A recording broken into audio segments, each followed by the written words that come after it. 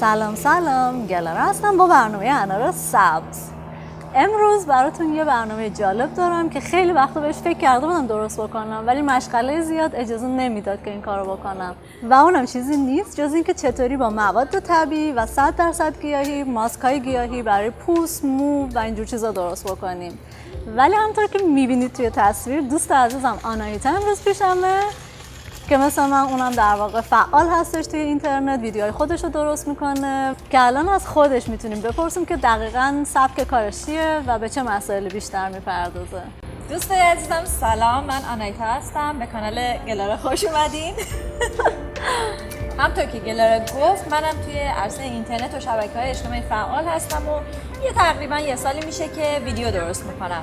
توی کانال من شما همه چی در اصل میتونید پیدا کنین، ولی از اونجایی که یه ارادت خاصی دارم من به مسئله زیبایی و خانوما، برای همین خیلی مسئله بیشتری در مورد خانوما و زیبایی آرایش و این چیزا هستش. حالا اگه اینکه دوست داشتین بعدا خودتون میتونید برین تو کانالم بیشتر ببینید. آره حتما من لینکتو میذارم که دوستان بتونن مراجعه کنن، چون خیلی وقتا دیدم که تو هم یک ماسکای طبیعی و اینجور چیزا رو امتحان میکنی میذاری که فکر میکنم میتونه برای بچه‌ها جالب باشه و اینی که راجع به مطالب دیگه هم مثلا اینی که توی آلمان چطوری میتونن صرفه جویی بکنن، یا اگه چیزایی هستش که مثلا تازه اومدین نمیتونین پیدا کنین یا اینکه نمیدونین مثلا کجا برین و خیلی مسائل از این قبیل هم جزش هستش. منتها ما که فکر کردیم چه ویدیو رو امروز در نظر بگیریم برای کانال گلاره، من گفتم که به یکی از سوالایی که خیلی از طرف شما برای ما نوشته شده بپردازیم، بخاطر اینکه فکر کنم دیگه یواش یواش وقتش بود که این کارو بکنیم. یه چیزی که خودمونم خیلی بهش احتیاج داریم به خاطر کار زیاد. واقعا شاید به نظر شما خیلی ساده بیاد اینکه ما برای ویدیو مثلا نمیدونم 10 دقیقه میشینیم نیم ساعت صحبت میکنیم و بعدش هم میذاریم روی اینترنت و بعدش هم شما میان نگاه میکنیم، ولی در صورتی که اصلا اینطوری نیست. یعنی حداقل برای ما که اینطوری نیست، خیلی ویدیوها یه وقتایی تا 24 ساعت بیشترین. مال من که برو روما خیلی وقتا نقاشو زدم، بچه‌ها میدونن دوستان عزیز، ولی خب همین هم باعث میشه که به خاطر کمکاری من هفته گذشته انقدر کارم شدید بوده که کمبود خواب داشتم و همین کمبود خواب اولین جایی که میزنه زیر چشم میبینی که سیاه شده. یعنی میدونی دلیلش تغذیه نیستش، دلیلش چیزای دیگه که الان تو میخوای بهشون بپردازی نیست، ولی از یه طرف دیگه کمبود خواب و یه ذره استرس کاری که اضافه میشه اینطوری سیاه میشه و اینی که حالا میخوایم ببینیم که چطوری با مواد 100% گیاهی میتونیم این مشکل رو برطرف کنیم به راحت ترین شکل ممکن که آناهیتا جون واسمون توضیح میده. ولی خب قبلش هم شاید جالب باشه که واسه دوستان بگیم مثلا چه عواملی میتونه باعث سیاهی زیر چشم یا پفش بشه. 100% چه حالا برای زیر چشم، چه برای لک‌های صورت، چه برای هر عامل دیگه ای، شما بهترین کاری که بگردین ببینین دلیلی که باعث شده این مسئله پیش بیاد چیه. خب برای همین خیلی وقتا سوالای مطرح میشه که مثلا چیکار کنیم صورتمون پوست شفاف بشه یا لک‌هامون از بین بره یا پف زیر چشم داریم و پیشنهاد من بهتون اینه که اول حتما با دکتر چک کنید، به خاطر اینکه خیلی وقتا اینا همش دلش از داخل بدن هسته. حالا میخوام خیلی متمرکزتر راجع به زیر چشم براتون بگم. ببینید تیرگی زیر چشم دلیل به وجود اومدنش اینه که پوست زیر چشم از قسمت‌های دیگه بدن خیلی نازک‌تره و رگ‌ها و مویرگ‌های خونی خیلی به سطح پوست نزدیک‌ترن. برای همین یه سری اختلالات که ایجاد میشه اون در اصل رنگ خونه که ما داریم زیر پوست می‌بینیم و یه حالت کبودی پیدا می‌کنه. مشکلات کلیوی و خیلی از در واقع بیماری‌های مختلف هم میتونه باعث این سیاهی چشم بشه و خیلی وقتا ژنتیکیه. دقیقاً اگر که جزو کسایی هستین که توی خانواده‌تون مثلا پدر و مادرتون یا خاله و عمو یه اقوامایی دارین که اونا هم همین مشکل دقیقاً دارن، بدونین که این مسئله شما ارثی هستش و متاسفانه شما اگر که این چیزا رو ارثی داشته باشین نمیتونین درمانشون کنین مگر با یه سری جراحی‌ها یا لیزر یا تزریق ژل و این چیزا که دیگه جزء زیبایی حساب میشه، عمل زیبایی حساب میشه و کاری نیستش که شما خودتون بتونین تو خونه انجام بدین. برای همین اول شما دلیلش رو پیدا کنین. افزایش سن میتونه باشه، کمخوابی، بیخوابی، بدخوابی، غذاهایی که میخورین مثلا نمک، کسایی که خیلی نمک میخورن غذای شور میخورن معمولا زیر چشمشون خیلی پف داره. برای اینکه شما وقتی غذای خیلی شور میخورین تمام نمک و املاح زیر چشمتون جمع میشه و باعث میشه که یه حالت پف کرده پیدا کنه زیر چشمتون. مدل خوابیدن حتی آره اینه که رو صورت میخوابن. اگر که شما روی صورت میخوابین این جاذبه زمین تمام اون سموم رو زیر چشمتون نگه میداره. خب پس به این نتیجه رسیدیم که اول دلیلش رو پیدا کنین که چرا این مسئله برای شما ایجاد شده.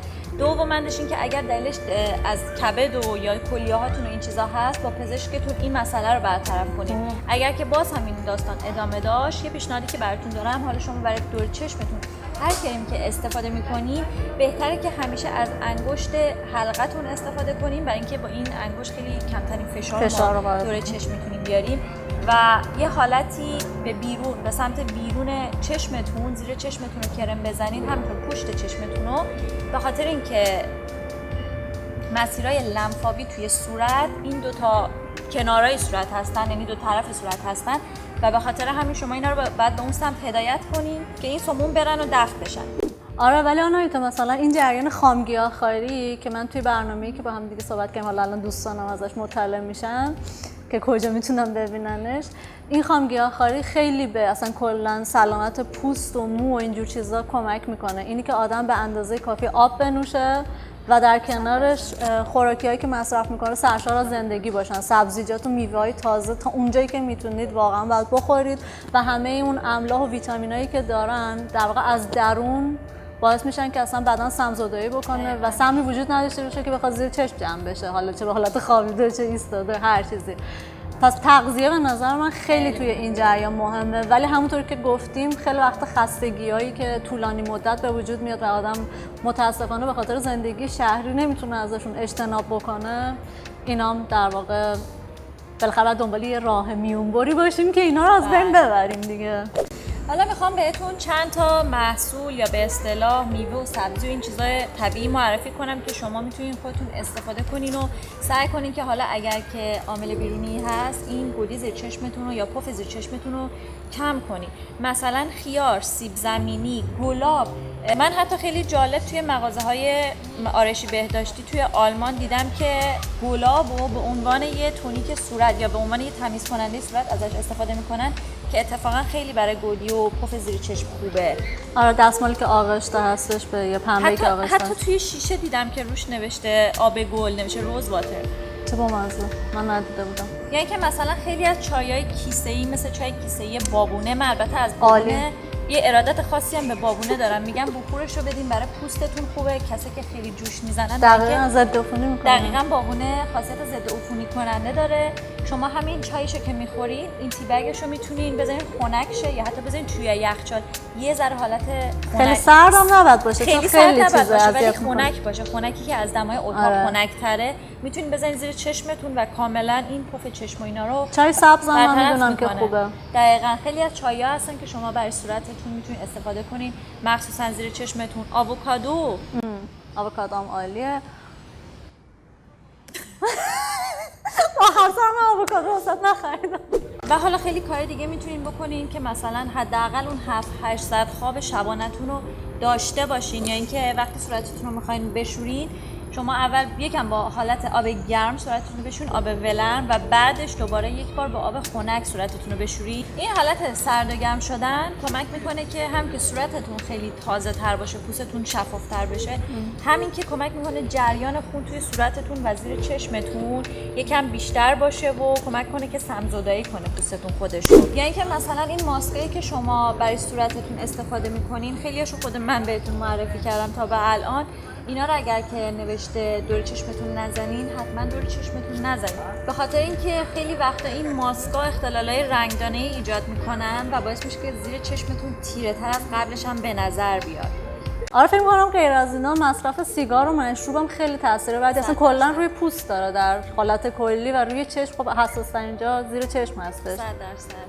آره اونم میتونن در واقع اجتناب بکنن تا جایی که میشه، چون اغلب کسایی که سیگاری نیستن خیلی پوستای بهتری دارن. اصلا کلا سیگار هممون میدونیم فکر میکنم. امیدوارم، ولی خب با این حال آره ولی با این حال میبینی که چقدر دخترای جوون و حتی پسرای جوون سیگار میکشن که خب حیفه نکشید دیگه.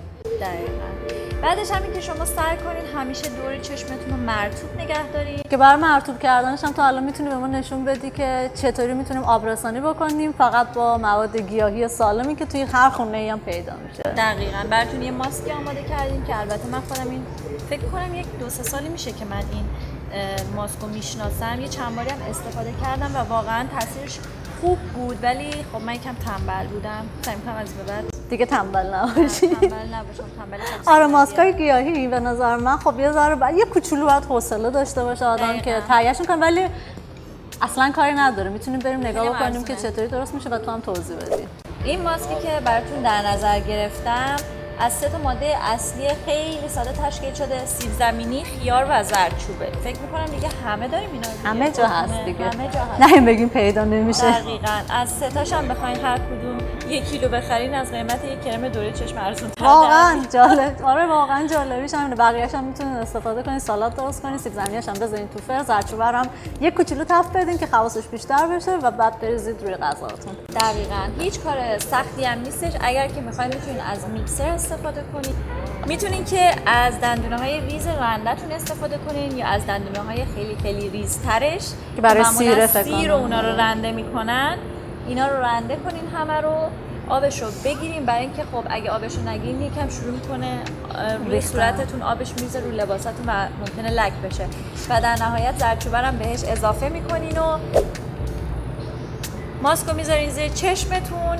20 دقیقه هر کاری که دوست دارین میتونین بکنین. البته من میگم که بهتره دراز بکشید برای اینکه از زیر چشمتون نریزه و بعد از 20 دقیقه با آب ولرم میشورین. البته بعدش آب سردم میکشین صورتتون رو. و اینکه از این ماسک میتونین یکم مقدار بیشتری هم تهیه کنین، مثلا برای مصرف 4-5 روزتون میتونین هر روز ازش استفاده کنین. دقیقاً توی یخچال میمونه. البته خیلی طولانی مدت نه، به خاطر اینکه خب به هر حال مواد طبیعی فاسد میشه. ولی شما خیلی راحت از آبش هم میتونید استفاده کنین با این پدای آرایشی که آرایش صورت باش پاک میکنن یا حالا هر کاری میکنن.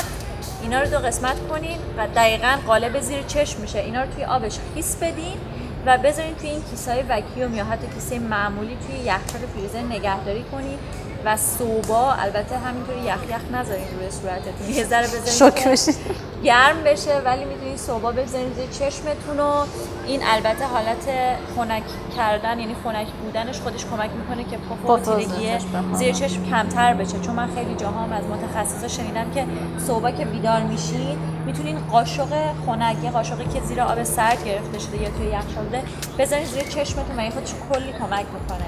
خیلی عالی. به همین سادگی میشه یه ماسک طبیعی بدون مواد شیمیایی درست کرد که خیلی راحت هر کسی توی خونه بتونه درست کنه، استفاده بکنه. فکر میکنم اگه این کار تداوم داشته باشه خیلی تاثیر بهتری داره. 100%. و اینکه 2 تا نکته. یه سوالی که من خیلی زیاد دریافت کردم راجع به لوازم آرایشیه که من از روزی که در واقع سری گفتگو رو شروع کردم دوست داشتم راجع بهش برنامه درست کنم و الان هم در دست احداث. با پرستی عزیز از امریکا داریم روی موضوع براتون کار میکنیم. تحقیقات اولیه‌اش انجام شده و فقط باید ضبطش بکنیم.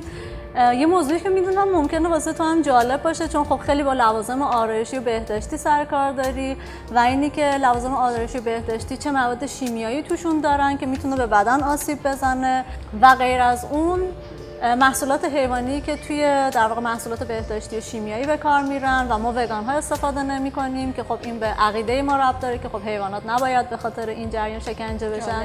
و نکته دیگه هم که خیلی مهمه، تستایی هستش که روی حیوانات انجام میشه و در حال حاضر روز به روز مارکایی که بدون تست روی حیوانات هستن و با مواد 100% طبیعی ان و خیلی وقتا حتی بدون افزودنی های مجاز حتی که شیمیایی ان دارن بیشتر میشن و توی این برنامه ما به این مسائل میپردازیم. فکر می‌کنم 2 تا برنامه بشه که توی یکیش در واقع محصولات جدید رو بهتون معرفی می‌کنیم و توی قسمتش هم حتما راجع به تست روی حیوانات صحبت می‌کنیم که چه روش‌های حتی جایگزینی داره که این مارک‌ها و برندایی که این کارو نمی‌کنن الان استفاده می‌کنن. و 2 تا نکته دیگه همونطور که می‌بینید الان خورشید همچنان زیبا داره میتابه و ما توی فصل گرم هستیم. به همین خاطر من وظیفه خودم دونستم که راجع به کرم‌های ضد آفتاب یه مطلبی تهیه بکنم. اونم احتمالاً 2 تا برنامه میشه، چطوری در واقع میتونن توی خونه با خیلی محصولات ساده کرم ضد آفتاب بدون محصولات شیمیایی درست بکنن و موضع خودم راجع به آفتاب، نور آفتاب و اینجور چیزا رو هم توی اون برنامه حتما خواهم گفت، به خاطر که جریان ویتامین دی رو نباید واقعاً خیلی ساده گرفت. تو نظرت چیه حالا واقعا راجع به مثلا تست روی حیوانات و محصولاتی که اینطوری بهش میتونی اصلا فکر بکنی که مثلا ویدیوهایی که میسازی و راستش نمیدونم، من خیلی تا به حال حقیقتا بگم به این مسائل فکر نکردم و خیلی درگیرشون نشدن. ولی خب چرا که نه، به نظر من خودم خیلی جالبه چیزایی بتونیم خودمون تهیه کنیم. من حتی احساس می‌کنم چه از نظر اقتصادی چه از نظر بازدهی و یعنی اینکه تأثیری که میخواد روی پوستمون یا حالا صورتمون بذاره ممکنه خیلی چیزای جالبی بشه پیدا کرد. آره دیگه، مثلا به نظر من خوبه چون خودت هم میدونم خیلی دل مهربونی داری، حیوان خونگی داری، یه گربه خیلی مامانی داری که دوستش داری و میدونم که روی این موضوعیه که خیلی خوبه که بهش پرداخته بشه و این اتفاقا در آینده میفته چون دنیا به این سمت داره میره که خب به حقوق حیوانات هم به شکل‌های مختلف آدم احترام بذاره. من میتونم از طرف خودم بهتون قول بدم که آناهیتا ماسکای گیاهی بیشتری توی چنلش معرفی کنه. آره، چون که فکر میکنم درخواستش هم توی صفحه هم هستش، یعنی خیلی هم میپرسن که ماسکای خونگی و روش خونگی برای مثلا پوستمون معرفی کن. حتما، چرا که نه، خیلی هم موثرن. آره. جالبه اصلا آره. اینکه آدم چیزای جدید این شکلی هم امتحان شاید هم کنه. دوباره با هم دیگه برنامه درست کردیم. چرا که نه، حتما نظراتتون برام بنویسین. این کارهای مشترک رو دوست داشتین. اگرم که ویدیو منو هنوز ندیدین، با گلاره ما یه ویدیو مشترک داریم که توی صفحه منه، توی کانال منه، میتونید برین ببینین. با هم دیگه ما اینا رو پرده گشایی چی میگن؟ اکران نه اکران میگن. نه چی میگن؟ نه مثلا چی میگن؟ چیشی گشایی؟ یه گشایی میکنیم. با هم دیگه ما این ویدیو رو همزمان خواهیم گذاشت و توی اون به مسئله تناسب اندام از طریق گیاهخواری حتما و اینکه کلا تیپ‌های کلی هم دادیم که آره. با ورزشتون و تغذیه‌تون و کلا روش زندگیتون رو شما چجوری بتونین هماهنگ کنین با تناسب اندام دل بخواهتون. دقیقاً به اون تناسب اندامی که می‌خوایم برسین. حتما لینک ها رو میذاریم، برید این زیر ویدیو نگاه کنید. خب مرسی آناهیتا که اومدی. امروز با هم دیگه این دوتا برنامه رو ضبط کردیم. میدونم که دوستانم از اطلاعات خیلی خوبت راجع به در واقع زیر چشم و سیاهی زیر چشم و عواملش و روش‌های برطرف کردنش لذت بردن و امیدوارم از اینجور ویدیوها فرصت بشه که همدیگر بیشتر ببینیم، بیشتر درست کنیم. حتما، چرا که نه، با کمال میل. مرسی از تو برای این مهمون نوازی من داشتی امروز اینجا. اگرم نمیدونید اینا چی هم بعداً برین تو ویدیوش نگاه کنید ببین آره ما چه بخوری اینجا رو انداختیم. ما چه اینجا شکموهای شده بودیم. همه رو خوردیم تموم شده. این برنامه دومی که ضبط کردیم. شما ویدیو رو ببینین میاد دستتون. بزن چون نگیری ننه. خلاصه جای همگی خالی و طبق معمول شبکه‌های اجتماعی انار سبز رو توی فیسبوک، اینستاگرام، یوتیوب و تلگرام دنبال بکنید. به کانال آناهیتای عزیز توی یوتیوب هم حتما سر بزنید و بقیه شبکه‌های اجتماعیش لینکش رو براتون میذاریم. و اینی که اگر هم دوست دارید که پروژه انار سبز رو حمایت مالی بکنید، میتونید خیلی راحت با 2 تا کلیک چه تو ایران باشید چه خارج از ایران ما رو حمایت بکنید تا بتونیم ویدیوهای آشپزی خوشگل گلولی رنگارنگ باحال بازم براتون درست کنیم و از این خوشمزه هایی که میبینید بیشتر در اختیارتون قرار بدیم تا شما بتونید سالم‌تر زندگی بکنید. تا برنامه دیگه از انار سبز مراقب خودتون باشید و سالم زندگی کنید. خداحافظ.